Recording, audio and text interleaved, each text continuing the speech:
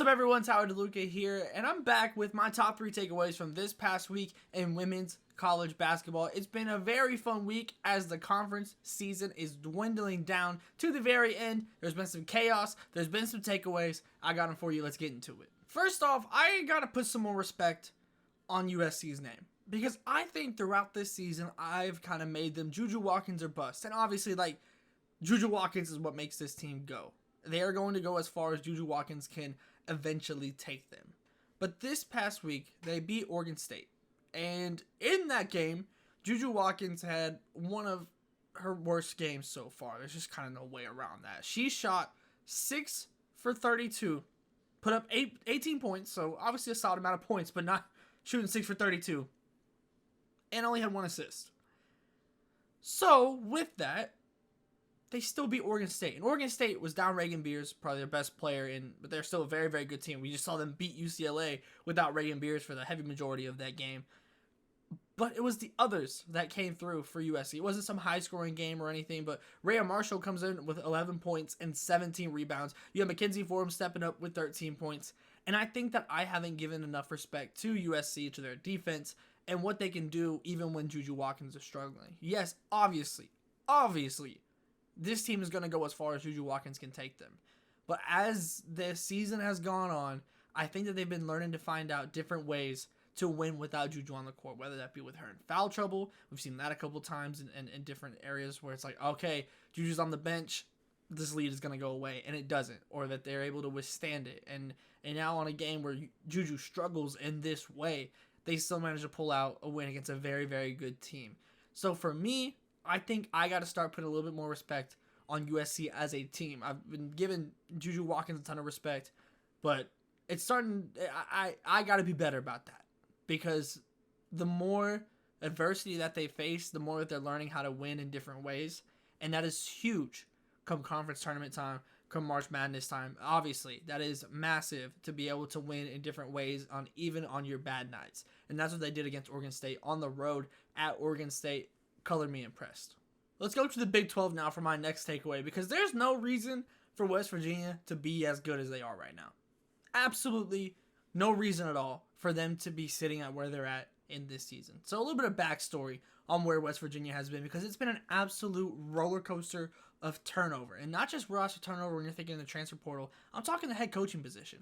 You're talking about a team that lost Mike Carey in 2021, the most legendary coach in West Virginia history. And they go and get presumably a home run hire in Don Plutzuwit. A home run hire. Coming from South Dakota. It just seemed perfect. And then she leaves after 1 year. And it's like, oh man. Now what? That was the hire. That was the one. And they got it. And now what? Enter Mark Kellogg. Who, after some roster turnover, like I said, it doesn't make sense that they should be good right now, just given the circumstances surrounding the head coaching spot. But they are. They're not just good. They're really good. They're now 22-3. They just beat Oklahoma, who was arguably the hottest team in the entire country in conference play, and they beat them. And JJ Quinterly is an absolute bucket. They're committed to this press and to that style of defense as a team. They're all committed. Some of the players outside of JJ have also been very, very solid. Really good rotational pieces on this team. I'm just impressed that there's no reason for them to already be good. But in Kellogg's first year, with the roster turnover, with the new kind of system implemented, they're just good. They're 22-3. They're in the Big 12 title race right now.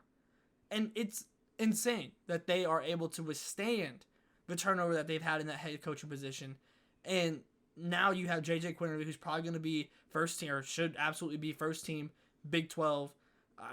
It's hard to kind of wrap my head around the fact that they are as good as they are and have maintained this level of success this entire season, given the circumstances that they've faced this entire season. So I just wanted to show some love to West Virginia.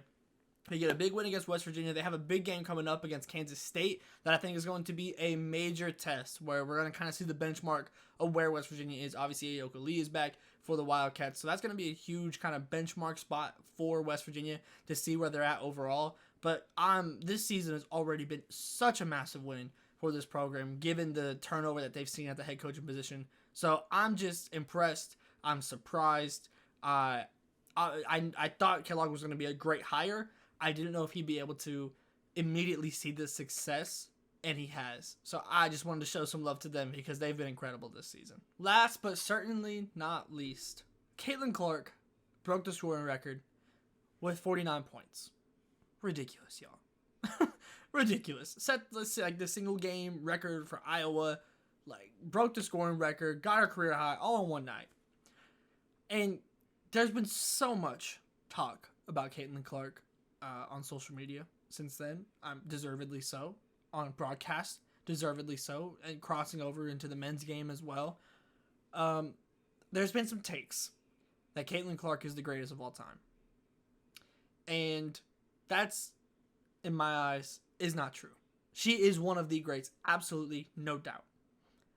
But she's not the greatest of all time.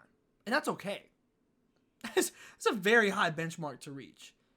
But some of we're jumping a little too far with some of the discourse here. And I think you can make an argument that she's the most electric offensive player that we've seen. She is obviously one of the best offensive players we've seen. She has a scoring record. She's doing something we've never seen before. But that doesn't make her the greatest of all time. I think two things that come into play. You can be one of the greats playing one side of the ball mainly and dominating one side of the ball. But to be the greatest of all time, I think that's where championships come into play. I think that's where being a two-way player comes into play. And she doesn't have that. And that's not some major mark or major knock on her or anything like that. I just kind of think it's the reality. And that's okay. That's very much okay. So I just wanted to set the record straight here. Caitlin Clark is one of the most electric players that we've ever seen. Is one of the greatest offensive talents that we've ever seen. Her passing, her shooting, ridiculous.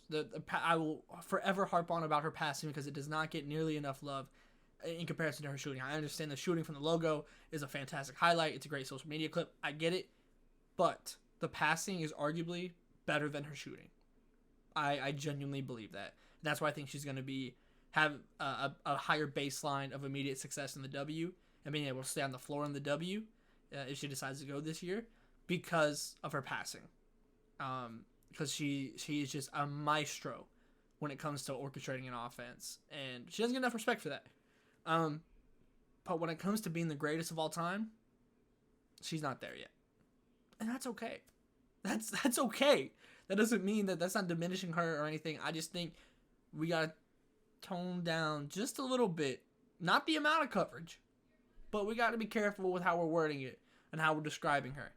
Because while she is absolutely one of the greats, Caitlin Clark is not the greatest of all time in my eyes. And that's okay. But let's just make sure we're paying respects where it's due. All right, y'all, that's going to do it for me this week with my top 3 takeaways from this past week in women's college basketball. Let me know what you think and if you have any major takeaways, and I'll see you next time.